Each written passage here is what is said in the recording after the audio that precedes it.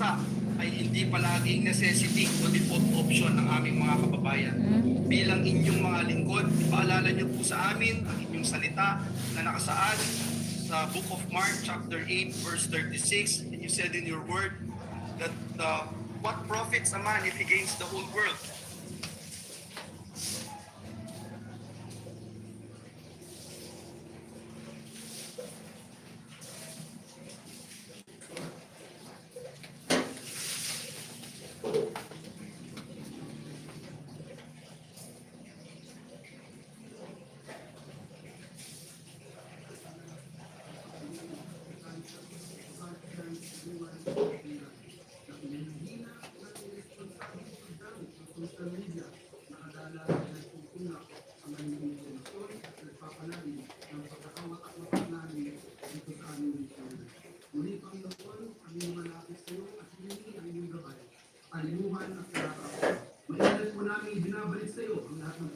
Pasasalamat at kalwalhatian sa aming pangalan ng aming Panginoong Hesus ang lahat ay maisa at magsabing amin.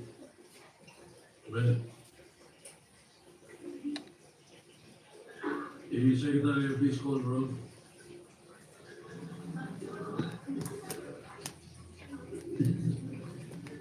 Call of members. Honorable Senator Aquino, Senator Cayetano Alan, Senator Cayetano Pia, Senator De La Rosa, Senator Ejercito, Senator Escudero, Senator Estrada, Senator Gatchalian, Senator Go, Senator Hontiveros, Senator Lacson, Senator Lapid, Senator Ligarda, Senator Marcoleta, Senator Marcos, Senator Padilla, Senator Pangilinan, Senator Tulfo Erwin, Senator Tulfo Rafi, Senator Villanueva, Senator Villar Camille, Senator Villar Mark, Senator Sibili. The Senate President is present.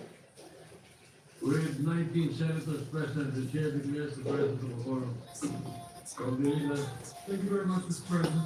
Mr. President, before we start our day, it was mentioned earlier by our distinguished colleague, Senator Jordan Nueva. It is indeed extremely sad news to learn that former Speaker Joseph Ganesh has passed away. And I would like to extend my deepest condolences, and I assume the Senate as well would like to extend our deepest condolences first and foremost to his wife, Gina de Venecia, to their family and friends, and those who have served and learned from him. If I may, Mr. President, if I may begin in just 3 minutes to be able to just express my sadness in this passing today, Mr. President. Thank you. Yes, as a matter of fact, I will entertain a motion to approve a resolution or adopt a resolution to that effect of that manifestation that you will make. So maybe I can advance the sponsorship. We're just giving a few words, Mr. President. JDB, as he is more popularly known, was one of my political idols.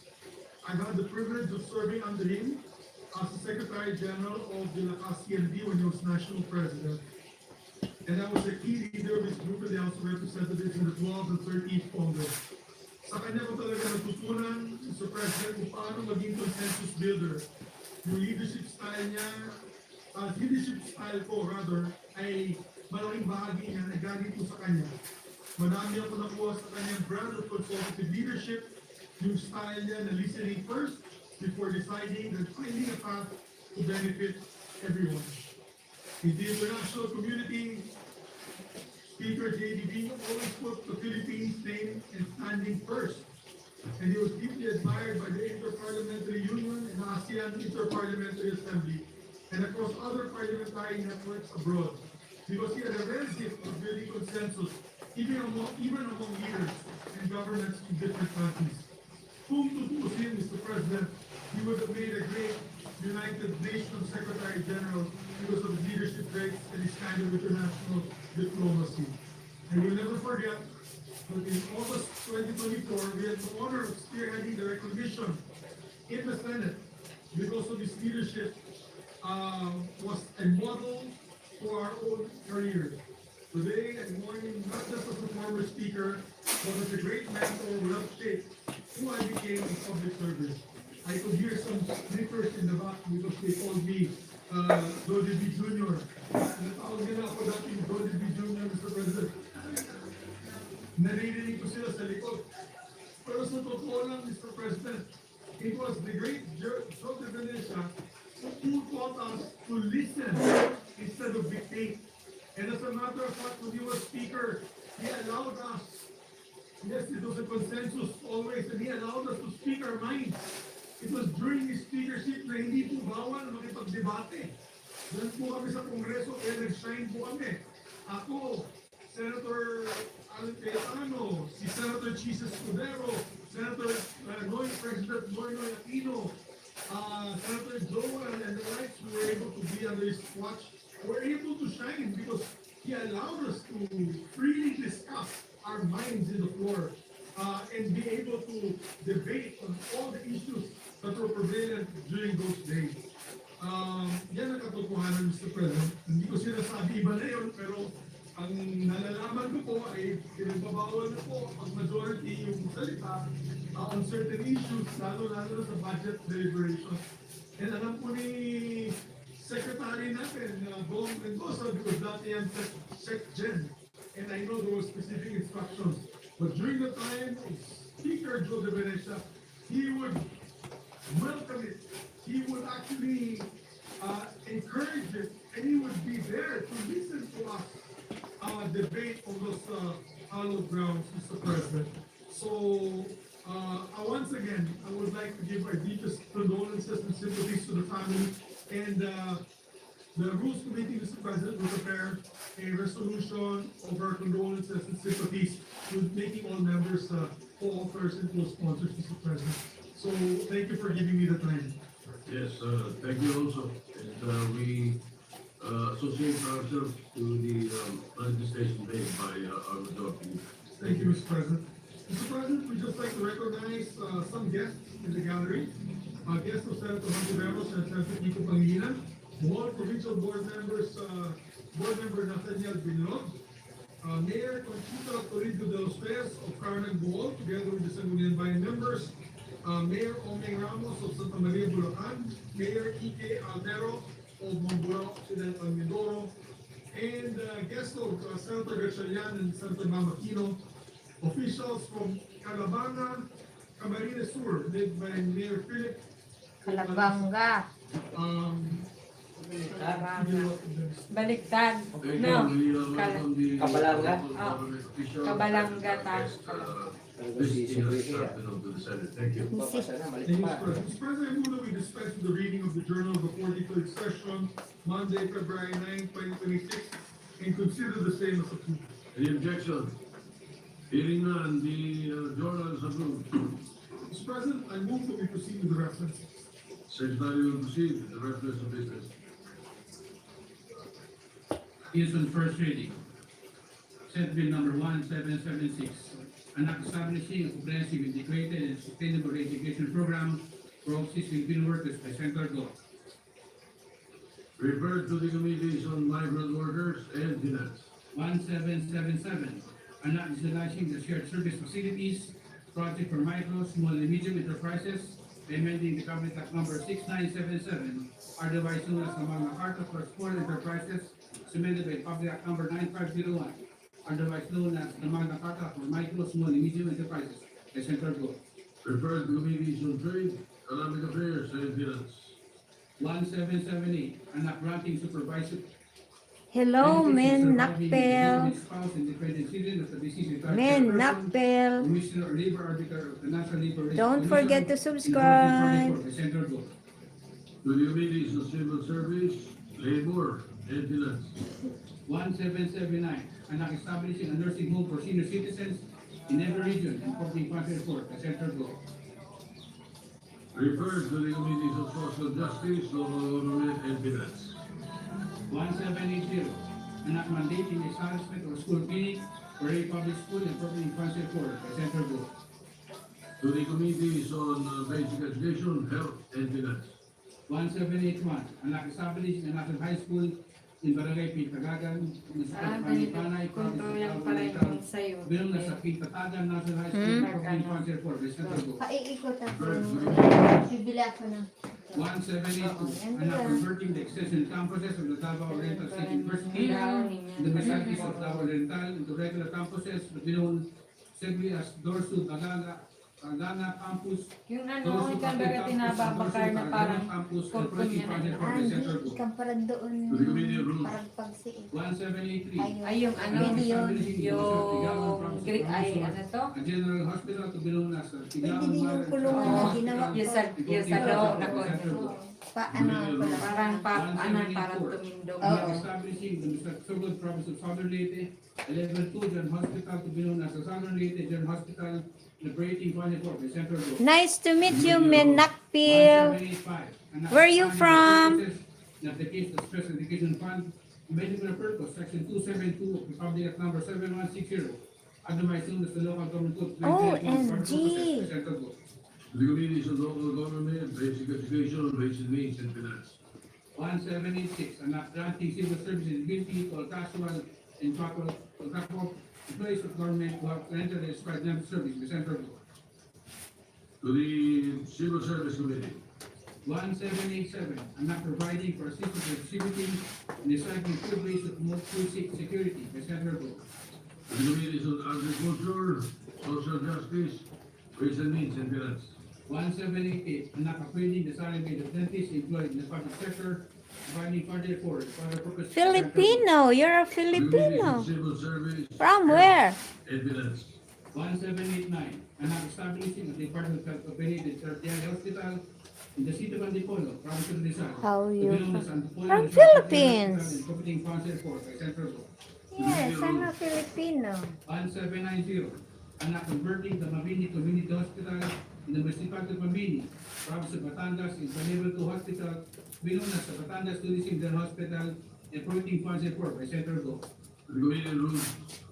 1791, and not modernizing the Bureau of Immigration, defining its powers and functions, expanding, rationalizing, and further organizing its organization, upgrading the compensation and benefits of official employees, working finally for and private purposes.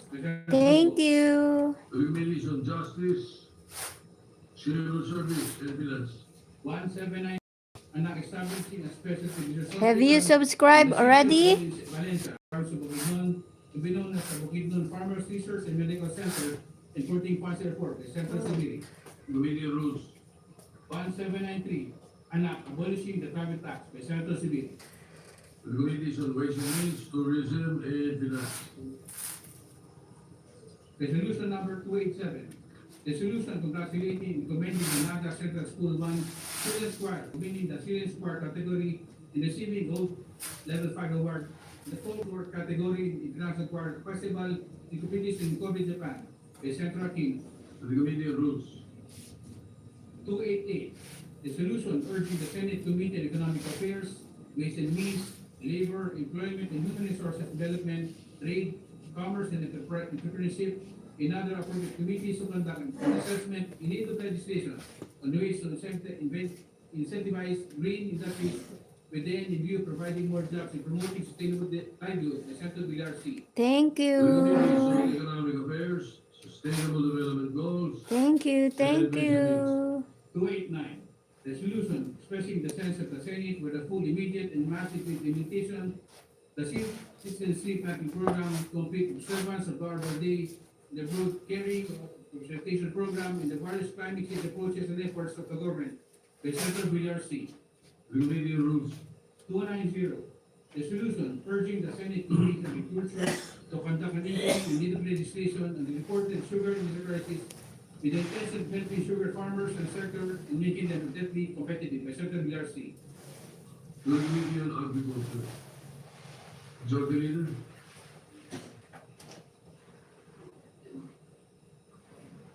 Thank you, Mr. President. Mr. President, I move that we resume consideration. These are for amendments, Mr. President, so we can already get this off the table. I move that we resume consideration Senate Bill number 155 on the committee report number 8. So much. Any objection? Hearing none, consideration of 155 is in order. Thank you, Mr. President. This is an simplifying document From that Bicol region. assessing government Menakpil. assistance for other purposes. May I recognize the sponsor, Senator Irving Tulfo, who made the amendments, Mr. President. I believe the good minority leaders already given these amendments to the good senator. Yes, the parliamentary status is given in the period of amendments. Yes, sir. Senator Erwin Tulfo, the main sponsor, is recognized. Thank you, Mr. President.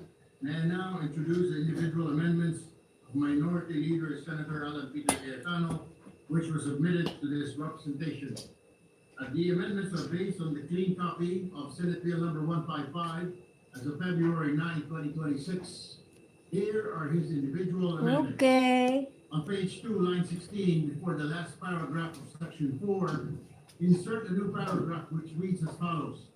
Hospitals, clinics, and other authorized medical facilities issuing such medical certificates or medical abstracts shall, in coordination with the DOH, ensure that the foregoing information is clearly and legibly indicated therein. I so move, Mr. President. Any objection?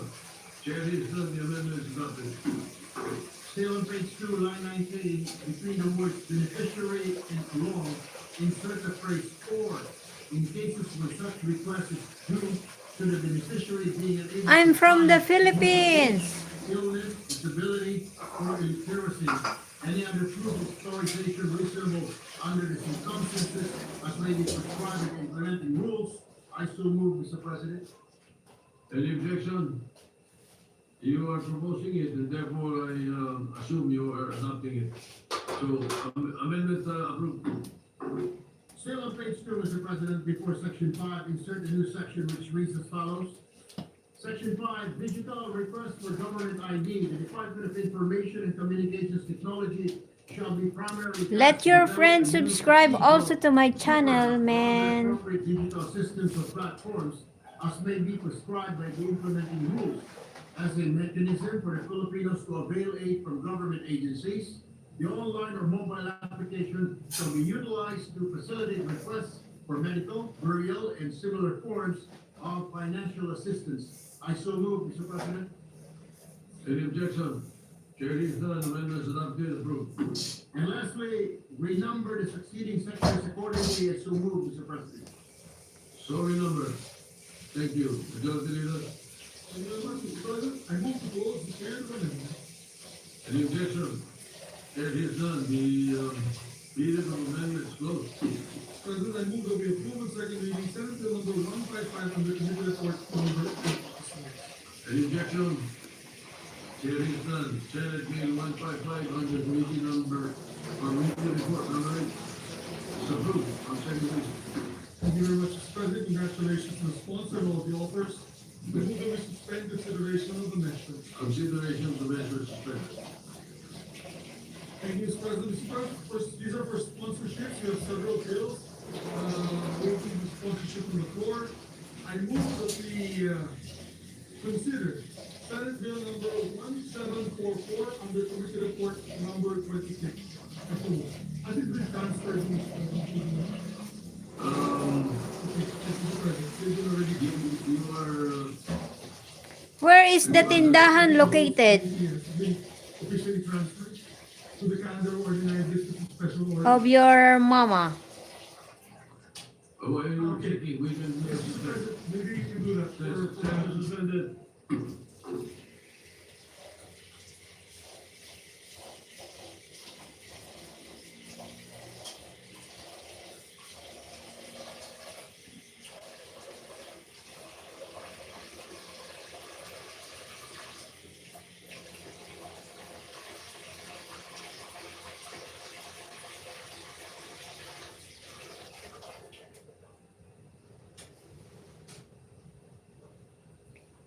Stand by, stand by.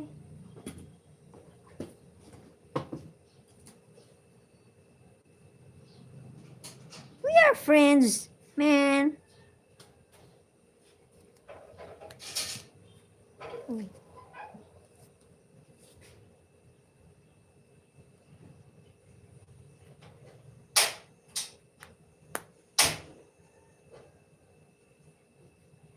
Okay, thank you for the 10.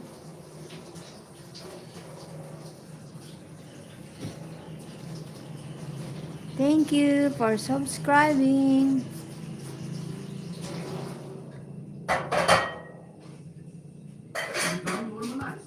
Without this measure, we tell victims that their suffering is simply the cost of being poor. So, Mr. President, we are guided today with the voices of the victims themselves. Kasama po natin ngayon sa ating likuran. With us, are members of an OLA victim support group and their lawyer, who has been assisting them freely and voluntarily in seeking justice. Their courage reminds us that behind every statistic is a human story of fear and loss, but also of resilience. We thank the victims and those who stand with them for trusting this institution to act. Ginoong Pangulo, dear colleagues, our legacy will be defined not by the interests we protect, but by the people we choose to defend, especially the most vulnerable. In sponsoring this bill, we stand for dignity, we stand for fairness, we stand for the rule of law. Maasa po tayo ng suporta mula sa ating mga kasamahan sa mabilis na pagpasa ng paalong-along batas na ito. Maraming salamat po. Pagpalain tayo lahat ng ating Panginoon Diyos. Majority Leader. Thank you, Mr. President. Mr. President, we recognize as well our distinguished colleague, Chairman of the Committee on Finance, Golden and Chairman Wingache. Senator Sheming Gatchalian is recognized. Thank you, Mr. President. Thank you, Majority Leader. Mr. President, distinguished colleagues, arrest today to co-sponsor the Fair Debt Collection Practices Act. Dahil sa hirap ng buhay, marami sa ating mga kababayan ang napipilitang mangutang. Madalas kapit sa patalim, humihiram sila ng pera hindi para bumili ng kung ano-anong karangyaan, kundi dahil kulang ang pagkukunan ng pambayad sa doktor o ospital pagkatapos tamaan ng stroke si tatay. Dahil minsan, kahit anong kayod nila sa araw-araw, kahit magkasakit na sila sa pagod, kapos pa rin ang pangtawid ng matrikula para sa anak na papasok pa lang sa senior high school o sa kolehiyo kasi mahal ang pag-aaral. At ang pinakamasakit sa lahat, pumapasok sila sa mga panganib na sitwasyon na hindi naman nila pipiliin kung may iba pang paraan. Mr. President, this strikes a chord as one of the very foundations of our Constitution and one of our deepest obligations to our people, the protection of human dignity. Article 2, Section 11 of our Constitution states that the state values the dignity of every human person and guarantees respect for human rights. This guarantee must also govern financial transactions and debt collection practices, because these are some of the deepest everyday struggles our countrymen face. Halos araw-araw, nakakatanggap kami ng mga email galing sa mga kababayan natin at kinikwento nila na hindi lang sila sinisingil ng mga kolektor. Minumura sila, binabastos ang kanilang mga pamilya at pinagbabantaan ang kanilang buhay. Yung iba, Mr. President, pinapadalan ng bala para takutin silang magbayad.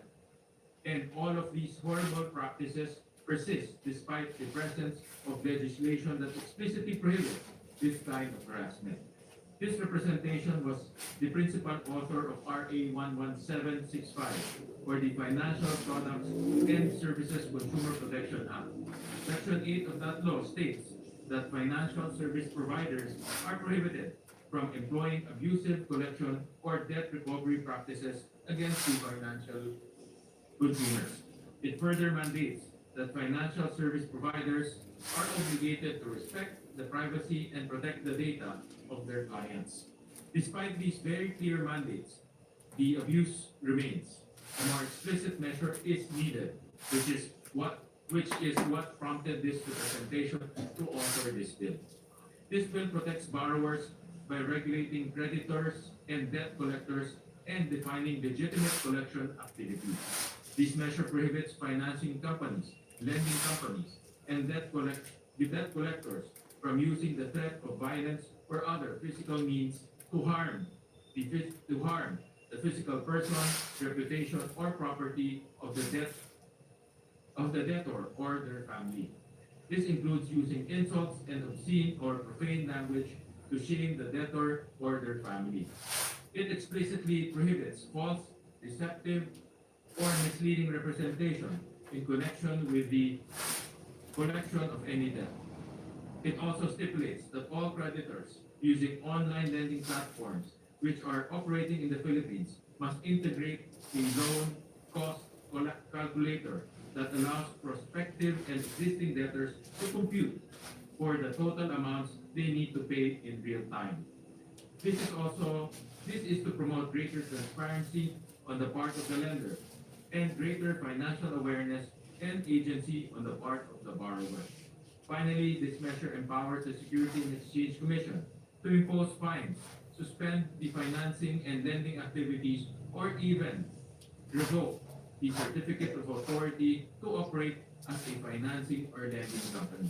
Mr. President, lenders have the right to collect debts, but they must do so in a proper and legal manner. Hindi natin dapat hayaang magpatuloy ang mapang-abusong sistema ng paniningil, lalo na sa ating mahihirap na kababayan. Before I end, I would like to thank the sponsor of this bill, Senator Joel Villanueva, for his commitment in ensuring the protection of our financial consumers and upholding the principles of fair treatment, transparency, and accountability in debt collection. Thank you, Mr. President.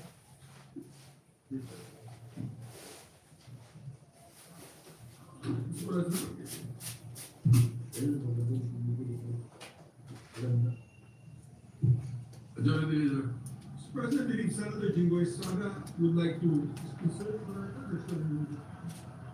Oh, Mr. May we recognize Senator Jinggoy Estrada? Senator Jigo Estrada is recognized. Senator Tulfo, are you willing me to? Yes, okay. Senator Jigo Estrada is recognized. Sorry, boss. Thank you, Mr. President. Mr. President, distinguished colleagues, this presentation wishes to co-sponsor Senate Bill number 1744 under Committee Report number 26 for the proposed Fair Debt Collection Practices Act. Due process is paramount in the Bill of Rights under the 1987 Philippine Constitution, as contained in Article 3, Sections 1 and 14. Further, consumer rights are protected under several laws passed by Congress, as well as several issuances by government regulators. Financing and lending companies provide consumers an important tool in extending credit facilities. Nag-iba na rin ngayon ang iba't ibang klase ng online lending apps sa ating bansa. Apart from banks, the traditional non-bank financial institutions, these mobile apps or fintech platforms provide a lifeline for unbanked Filipinos with just a click of a mobile phone. But for several years, it is quite appalling that unfair collection practices are still being perpetrated by collection agents. In fact, social media is awash with horror stories of how creditors and collection agencies employ dirty tactics against consumers with delinquent accounts to compel them to pay, resorting to harassment, threats, and other notorious practices bordering on criminal acts. Nariyan ang text messages at tawag na minumura o nanghiram ng pera. Nariyan din ang mga amit magpupunta sa bahay at tatakutin ang nag-loan at kukunin ang mga gamit nito sa bahay kapalit at inutang na pera. At meron din pagkakataon na sinasabi sa nag-loan na human ay may kasong inahain na sa korte at may court order na laban sa nag-loan. Meron din pinupunta ng collection agents ng barangay kung saan nakatira ang nag-loan at pinapahiya ito. At ang pinakamasaklap, ang pagtawag ng collection agent sa employer ng borrower para pahiyain ito. Pati na rin sa mga kakilala ng borrower, wala namang kinalaman sa transaksyon. These practices are highly deplorable and these must be stopped. And it is time for the Senate to step up and protect our consumers against these unfair practices. Thank you, Mr. President. Senator Erwin Tulfo is recognized. Mr. President, I express my strong support for the proposed Senate Bill 1744. I would also like to take this opportunity to ask my colleagues in this chamber to support this bill seeking to regulate debt collection practices in order to protect debtors from abuse, harassment, and unfair treatment and misrepresentation. Debt collection should be conducted with integrity, transparency, and respect for human dignity. However, we have heard the authors. Many debtors are subjected to aggressive tactics, misleading information, threats, and repeated harassment that cause undue stress, fear, and financial instability. Such practices undermine basic consumer rights and is proportionately affect vulnerable individuals and families. This bill, Mr. President, is necessary and timely measure to establish clear standards of conduct for debt collectors, ensure accountability, and prevent exploitative practices. Where is this location? Eraser. Collection methods. The proposed legislation promotes ethical business practices while balancing the legitimate interests of Eraser. creditors with the rights of debtors. We believe that the passage of this bill will strengthen consumer protection, restore public trust in the financial system, and uphold principles of fairness and justice. I therefore urge my colleagues to support and enact this measure in the interest of protecting the public and fostering a more humane What and eraser responsible debt is it? collection system. I don't. There's no eraser in the Philippines. I would like to also take myself to this measure, if I can be made also co-sponsor and co-author of the measure.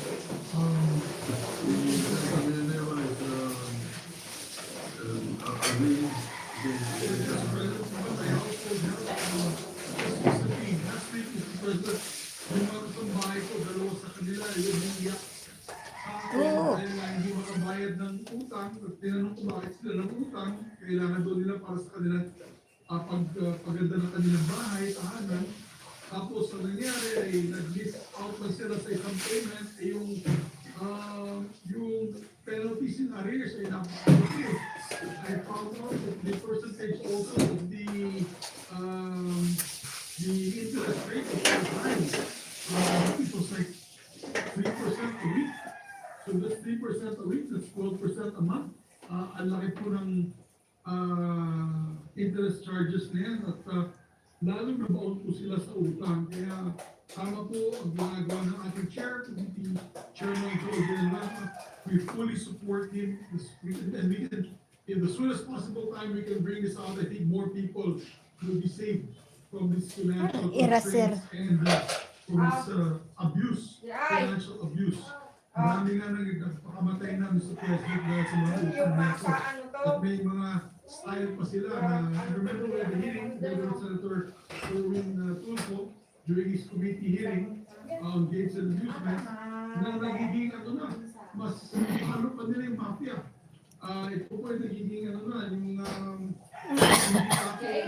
sistema ng pagkuha ng pagbayad sa utang. Kung hindi ko kayo nagbayad, talagang may threats and great threats and embarrassment. Kaya nga napapakamatay nga yung mga nangutang dahil nahihiyak po sila, binablast text pa yung mga utang at kung ano mga mensahe na pinapadala sa mga kamag-anak. So, we now, Mr. President, to allow our colleagues to slide the measure further, move to Senator Padilla, Senator Bongo, Mr. President. Senator Padilla and Senator Bongo would like to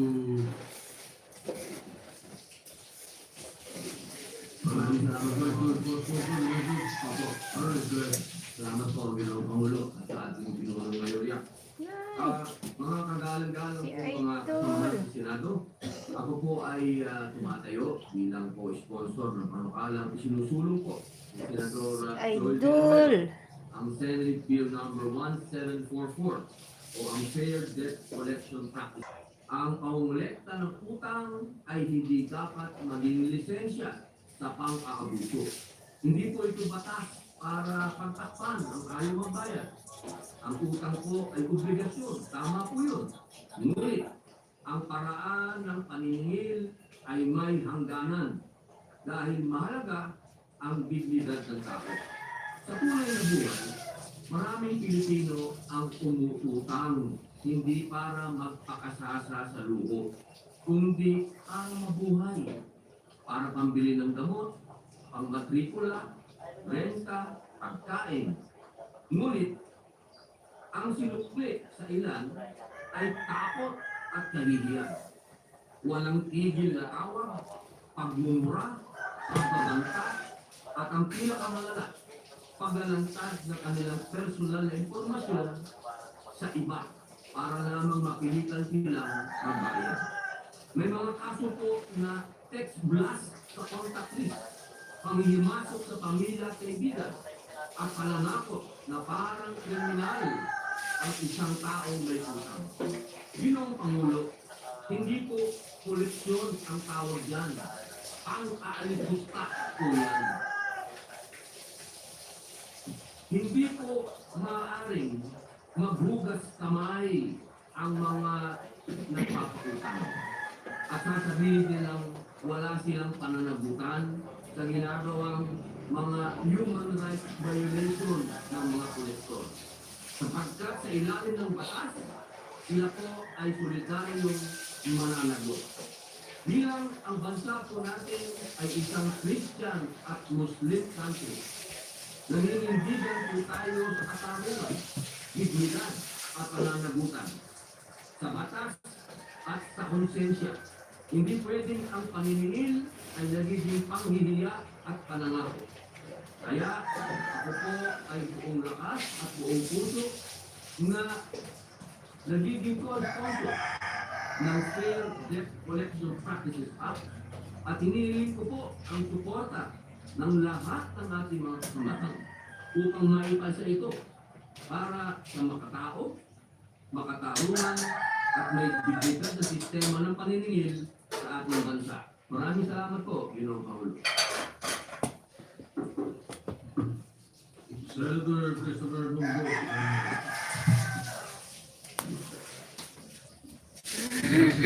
Di Bunggo.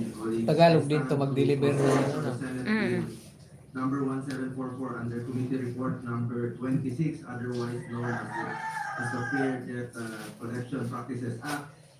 This bill is a timely and necessary response to the growing number of complaints from ordinary Filipinos who, while acknowledging their financial Oo, obligations, nagbabasa. Paano have si been Robin nagbabasa subjected to rin? abusive, deceptive, and unfair debt collection practices.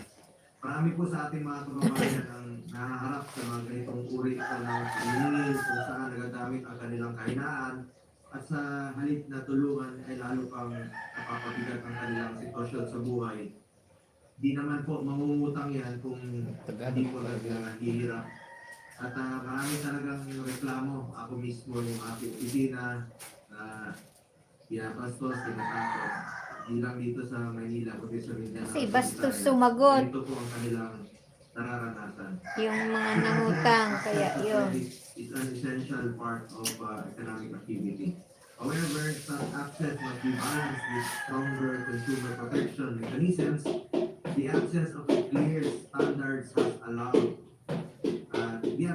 some debt collectors to operate without accountability, playing on vulnerable individuals who lack the means and knowledge to assert their rights. Ang kakulangan po ng malinaw na regulasyon ay nagiging daan para sa ilang nagpapautang at debt collector na manakot o manlamang sa mga taong hindi alam ang kanilang karapatan. Importante, alam po ng ating mga kababayan ang kanilang karapatan. Idagdag pa natin dito ang mga kwento at di umano'y kawalan ng respeto sa paniningil, kung saan parang napakababa ng tingin kung kausapin ng mga collection agent ang mga kliyente nila. Mahalaga na mapagpatibay at mapangalagaan natin ang dignidad ng mga Pilipinong nangangailangan. Hirap na ang marami dahil bawal na sa utang, huwag na sanang ipagdiinan pa sa kanila ito. Through this measure, we are not preventing legitimate debt collection. Pinapangalagaan natin ang proseso sa pagbayad ng obligasyon ay makatao, maayos at transparent. It's about creating a system where accountability exists, where debtors can assert their rights without fear, and where lenders and collection agencies maintain the credibility and integrity of our financial system. Mr. President, this proposed bill sends a strong message that the state will not tolerate abuse in any form, especially against those already struggling to make ends meet.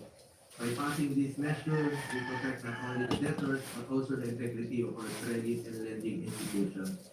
We also commend the sponsor, Senator Joel Villanueva, for prioritizing this measure. We also thank Senator Gatchalian and Senator Padilla for authoring this bill. We we hope we could be included as co-author of this measure. Maraming salamat po, Mr. President. Co-author si ano. Joe Deliver. Mr. President, Senator Ricardo would also like to make co-sponsor the requested speech to be inserted. So inserted. President, I would like to study the measure further and move to suspend consideration. Hearing no objection, the consideration of the measure is suspended. Mr. President, I move the transfer, we move the transfer to the calendar ordinary business of special order, Senate Bill number 1819 on the individual report number 24. Any objection? Hearing none, consideration transferred. President, I'd like to ask the Secretary to the title of the measure. Secretary will read the title of the measure. And not strengthening the policies of online sexual abuse or exploitation of children. Nalogan yung child tubig ni sexual Jean. abuse or Ay, exploitation of minors, karinga. providing penalties for violations of prohibited content for devising for the purpose of public act number Huwag niya mo rin 1, tubig, Petro. not punishing online sexual abuse, exploitation of children, penalizing the production, distribution, possession, Kaya, la para ano. Kapal salong ba, kapal po. Joe Deliver. May nagsirbyahan. Consider Senate Bill Mahan number ka mo talaga din ni Aginilio. Consideration of the measure. Sige, nag-ano. Hearing no objection, is it ordered? You may Ha? proceed. Sila We George. recognize the distinguished sponsor, the chairperson committee, in charge, no other than Senator Lisa Ontiveros. Senator Risa Ontiveros is recognized. Salamat po, Mr. President. Mr. President, distinguished colleagues, mga kapwa ko magulang, mga kaibigan.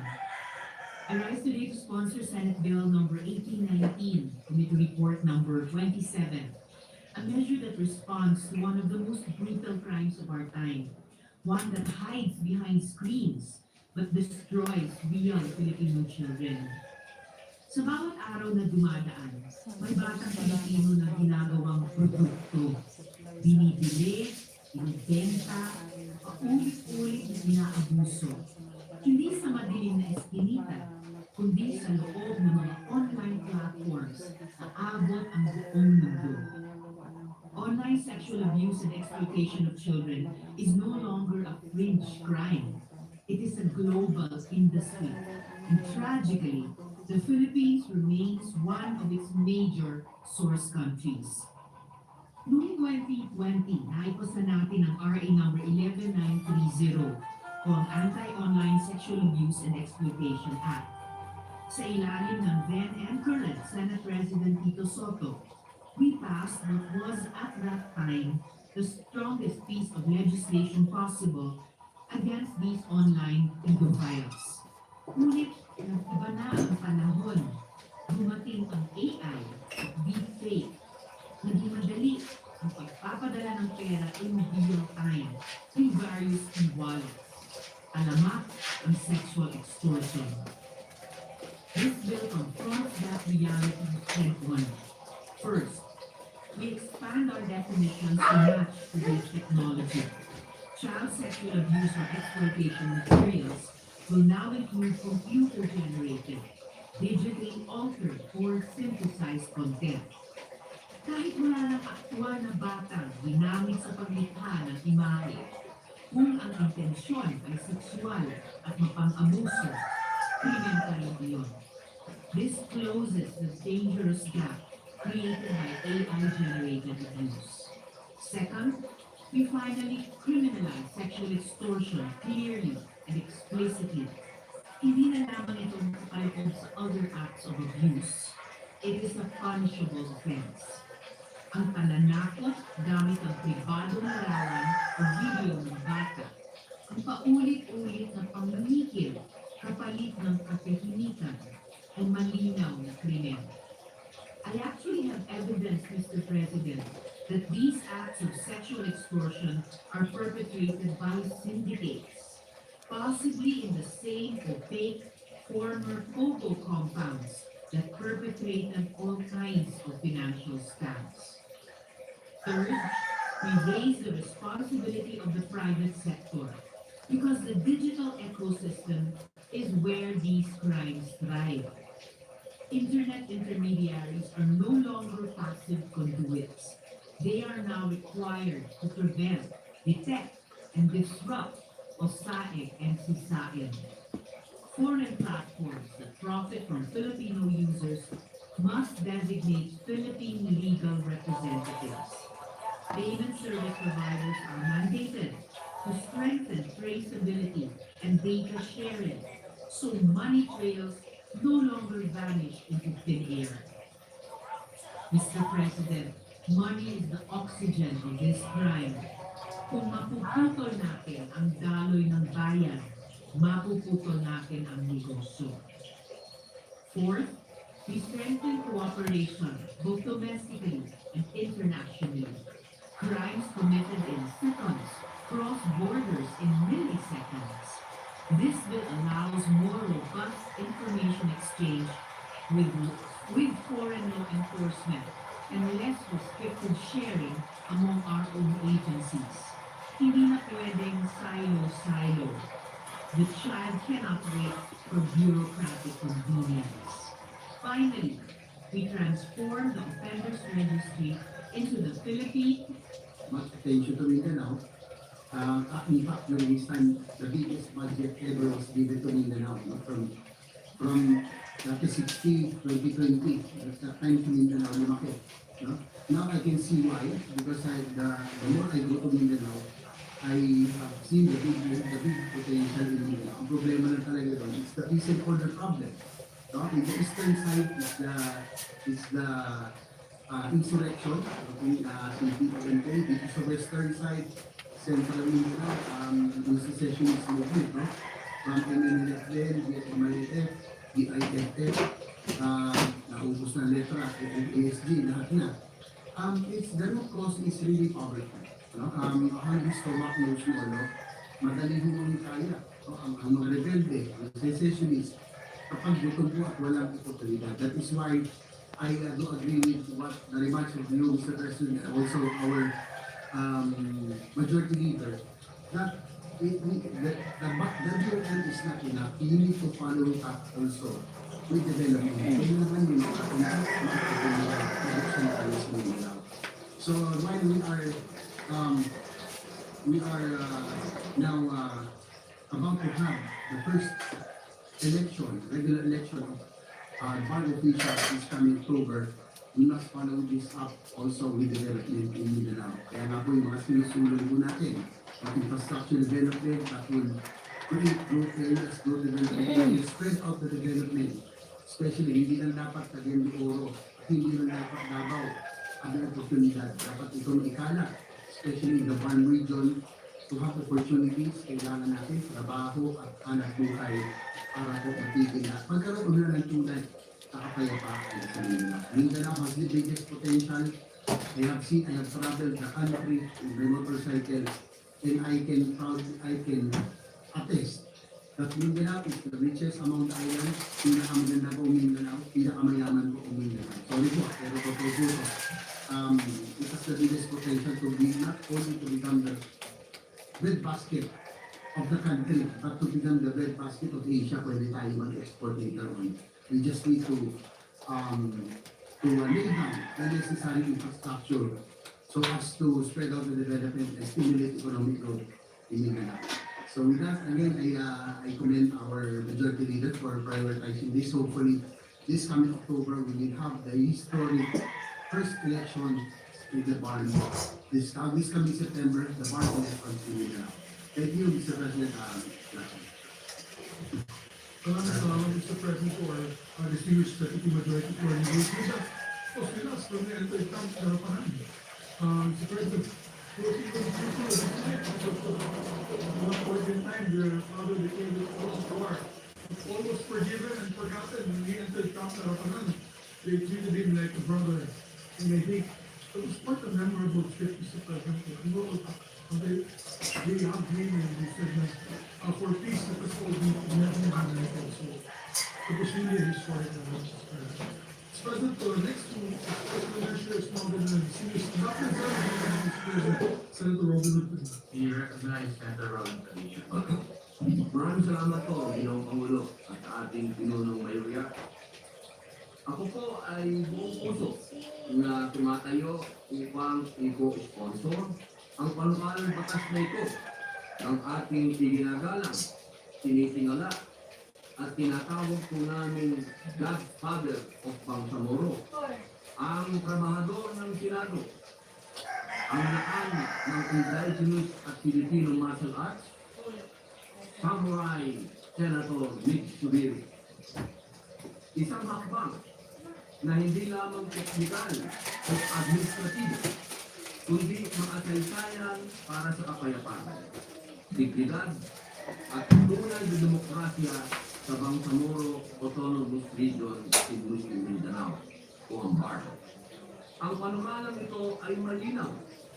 Itinakda ang unang regular na halalan ng BAR sa ikalawang Lunes ng Setyembre 2026 at 23 taon pagkatapos ito. Ginoong Tagapangulo, ang Bangsamoro ay isinilang mula sa mahabang kasaysayan ng dugo, luha, sakit, pakikibaka, at ngayon ay pag-asa. Naipanalo na po ng Kongreso ang pakisabata ng Bangsamoro Organic Law o BOL noong 18 Congress. Sa pangunguna po muli ng aming hinahangaan at sinasalaguhan lakan Senador Mitch Subiri. Itong BOL ang nagbigay ng mandato sa pagkakaroon ng otonomiya na kumikilala sa hustisya at pagiging lehitimo ng mga mithiin ng mga Pilipinong Muslim at indigenous communities sa BAR. Ito din ang batas na magsisiguro sa kanilang pagkakakilanlan at magbibigay sa kanila ng pagkakataon na pamahalaan ang kanilang sarili alinsunod sa ating konstitusyon.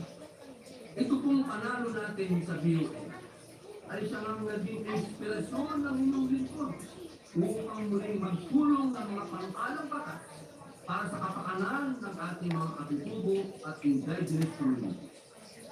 Ang aking mga panukala dito sa Senado para sa mga katutubo at katutubong pamayanan, laging ang BOL ang naging basuhan. Ang pag-reset ng halalan sa BAR ay pagkilala na ang kanilang boses ay mahalaga. Kaya dapat itong marinig sa tamang panahon, sa tamang paraan, at sa ilalim ng katarungang sistema. Kaya naman po, kailangan natin gawin itong eleksyon na ito sa BAR. Sapagkat kung walang eleksyon, wala talagang gobyerno ang naglulukuhan ng putay. Upang mabigyan po natin ng katuparan ang intensyon ng BOL sa pamamagitan ng panukalang ito na nandito po ngayon sa Senado. Ako po ay buong galang at nagpupugay na lumalapit po sa lahat ng ating mga kasama dito sa ating kapulungan. Suportahan po natin ang panukalang ito ng aming lakan Mitch Subiri sapagkat ang panukalang ito ay ang daan para sa tunay na pag-unlad ng ating bayan. Senate Bill 1823, ang tunay na pag-asa ng ating bayan. Maraming salamat. Majority Leader.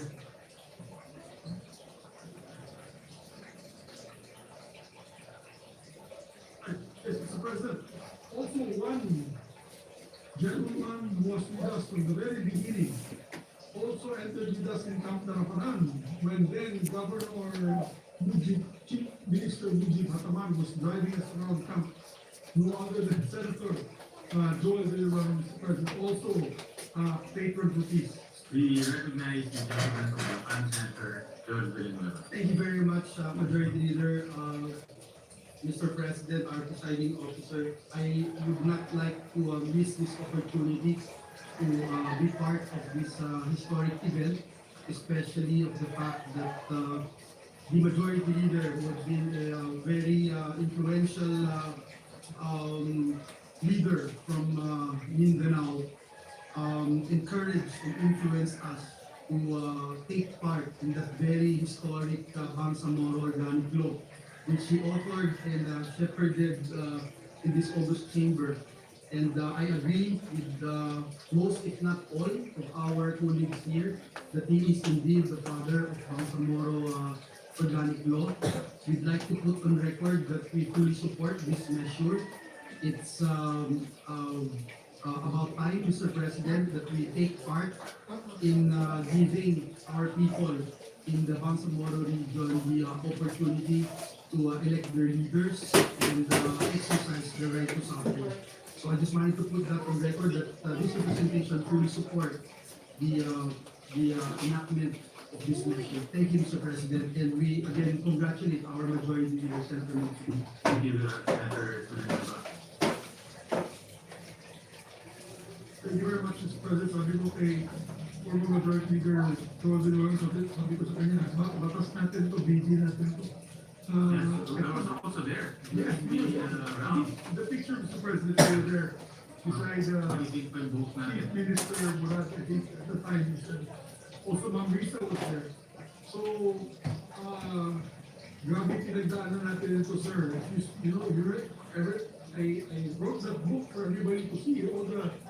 I put everyone there, what we're all doing. I could not do it on my own, Mr. President. I may be called the father of the Bangsamoro organic law, but I could not do it on my own. For example, on the legal issues, we asked our minority leader, Senator Frank Drilon, to head it together with Senator Coco Pimentel, who was also there to head the legal issues, the constitutional issues, the setting up of the Supreme Court, the Bangsamoro Supreme Court. Especially the parliamentary form of government, which is a novelty at the time. It was declared constitutional, Mr. President, by the Supreme Court. So we have a working parliament in the Philippines, Mr. President. Maybe something that we can study in the future. Within a presidential system. Yes, within a presidential system. Kaya kailangan talaga nila ngayon, Mr. President, yung mandato. We need to give it a mandate. It's very hard to work if you have no mandate, Mr. President. I'm a living proof and example of that. Because when I won in 2007, questions to my credibility as a senator was raised. It was so difficult to work, even if I was the trabador ng Senado, people will look at you na wala ka namang mandate ng tao, ganyan. So when I resigned in 2011, for me that was like ton of bricks off my shoulders because I really wanted to just go through the process and run again and seek a mandate. Kaya, mahirap po yung dinadaanan ng mga members of parliament na yan. Puro mga pakusap lang yan para ma-appoint. So they're not really genuinely elected by the people of Barn. Kaya, we are hoping now the people themselves can make that decision and then they can really vote in people that have the mandate of the Bangsamoro region. And that's what I was saying, Majority Leader, that to sustain the peace efforts, the people should have a buy-in. And the buy-in is be able to vote for the leader. Yes, Wala ko yun, mahirap to sustain for a long time. yes, I totally agree with you. And that's why this is historic. And as a matter of fact, if we pursue these elections on September of 2026, maybe on the first inaugural Congress of the Bangsamoro Parliament, we should be invited, all of us, because we were instrumental, Mr. President, in this. This will be a very historic occasion indeed after the elections. Mr. President, we also have two other colleagues who wish to sponsor, no other than also an adopted Bai, and also an adopted Muslim leader in the Barn territory, very well respected by the members of Barn, Mr. President, none other than Senator Lauren Ricardo. We recognize the gentle lady from Antique, Senator Lauren Ricardo. Thank you, Mr. President.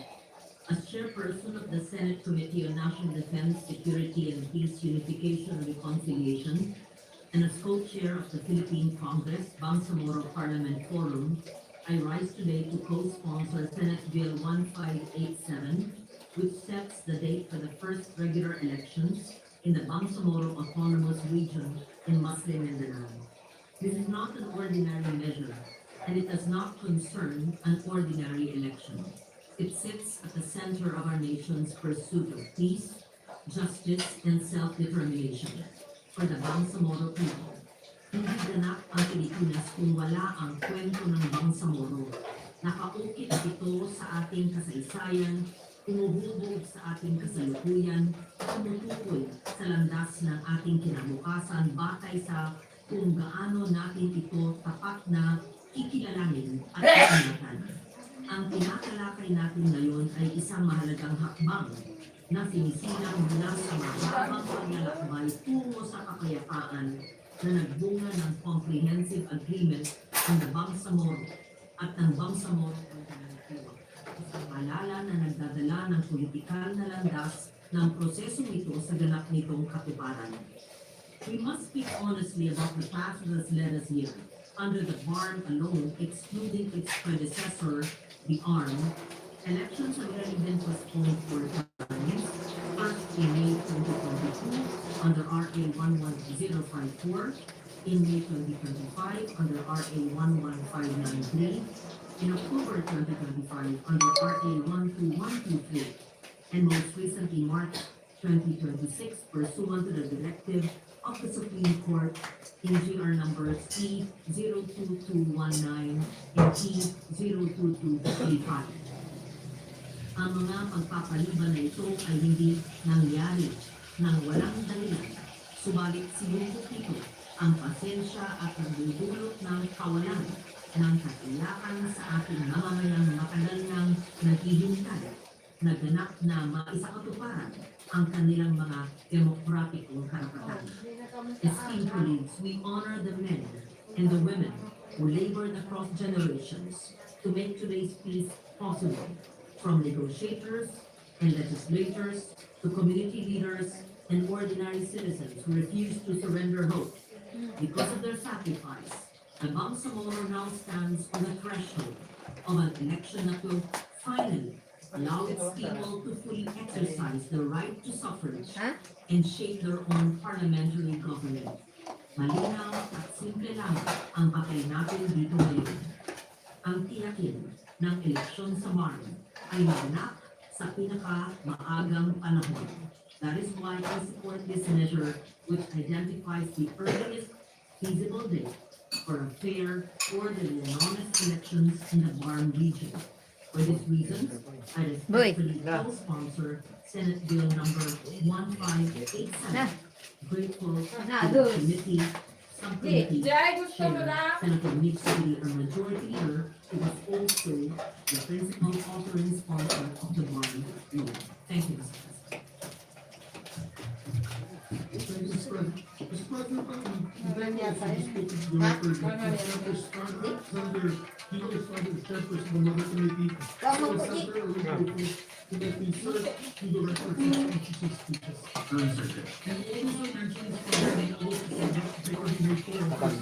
Ano? Matabak? Tama lang yan. Huwag masyadong magano. Be recognized, Senator Bong. Mr. President, I advise to co-sponsor this measure setting the first regular elections in the Bangsamoro Autonomous Region in Muslim Mindanao in September 2026. Ako po ay isang Mindanaoan rin po. May punto yan. May nakamuto gagamitin sa aga. Bakit? Sa Romeo. Pero yung is, Pero dapat ikan ka mo pa rin punto. ulit na. Ingit na, siyempre, kauran baga paglipat sa ulit na. Wala ka ba? Oo. Walang tinapay eh. Inclusive and long-lasting peace in Kalimutan yung labaan sa ano. aming pinangarap noon pa sa Mindanao. Tahimikan po. Unit Sa na. Moro Organic Law, we believe that government works to foster peace and stability in the Bangsamoro. With that, Let's eat! Mr. President, with that said, we should Unit also acknowledge na. that BARM needs our continued support. Nagsimula na po ang BARM at kailangan itong patuloy na Anong lasa, Je? para tuluyang maging matagumpay. Mr. President, sana po ang postponement na ito ay sana Buksan mo nga i-release ko dyan. ay Ha? para sa May release ka dyan eh. pagtaguyod ang kapayapaan Release ko, wala na. Meron. Hindi lang po para sa kapatid natin Moro, hindi para sa buong Mindanao. Maraming salamat po, Mr. President. Salamat din sa ating security leader. Ano pala to? Pakikipag-alaman po Oh. sa Bangsa Moro. Sumar. Jake, gusto mo? Noon pa man, wala po. Si mama mo na lang. 2019. Sana po makamtan na natin ang ating inaasahan ng kapayapaan po sa Mindanao. Maraming salamat po, Mr. President. Gusto kong ilagay doon ang record, Mr. President. Senator Bongo is also Ano nilagay mo, Be? evil in this measure because he was secretary of Nasaan? because after the Marawi speech, he was the president's Sa, special assistant. sa lamesa? Para hindi, ano, In the Senate lounge, hindi pa po ako nag-ready for a leader. I was just a mere member of the Senate. I received the call from Natin then hindi. Secretary Bongo. Pagbungad ng tao. Paalimsaan parang dito ng ano. Yan. Hanggang dyan, just lang.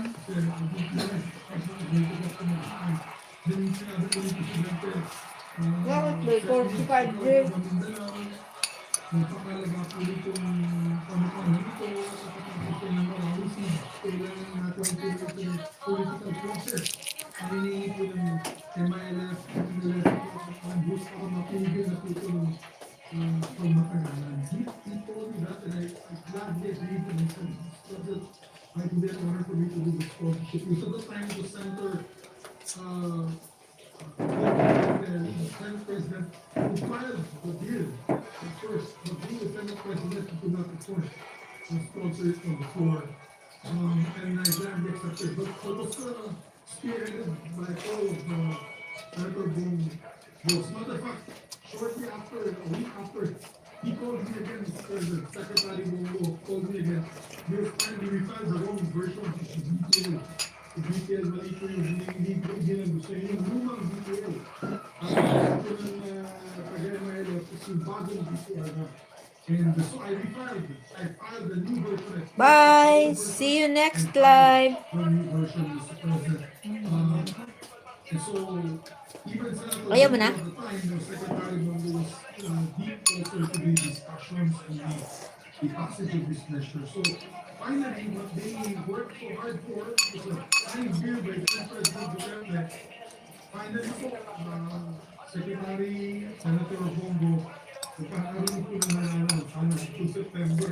Meron na po tayo final Election is coming. Vote me. elected parliamentarians. Yan. After 8 years, Ano? I think the president signed it 2019. Bang gusto So, ko. almost 8 years. So, yun lamang po, Mr. President, that our colleagues study the measures further. I move to suspend the Daan masama yun. Noodles mo Is na po. there any objection? Mayroong masama. Lalong ano ka niyan. Senate Bill 1823 is revised. Beef in seafood Senate. Kalong, ano yun natin yung maganda. Is there any objection? Hearing none, we move on. Hindi.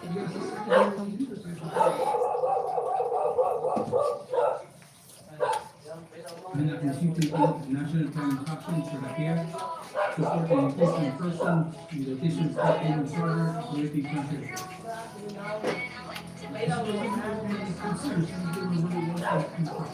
Is there any objection?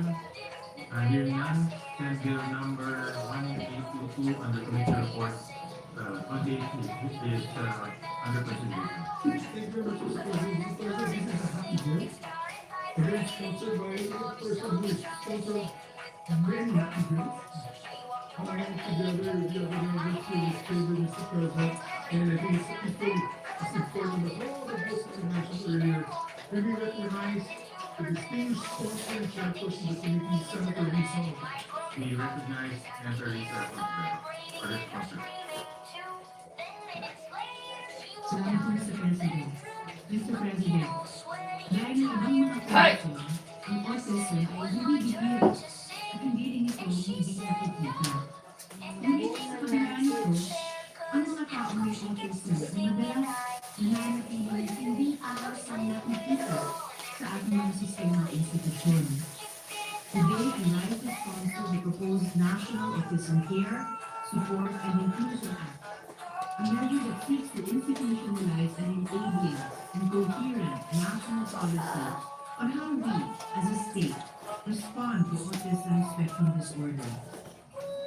Ang panukalang batas na ito ay bunga ng pinag-isa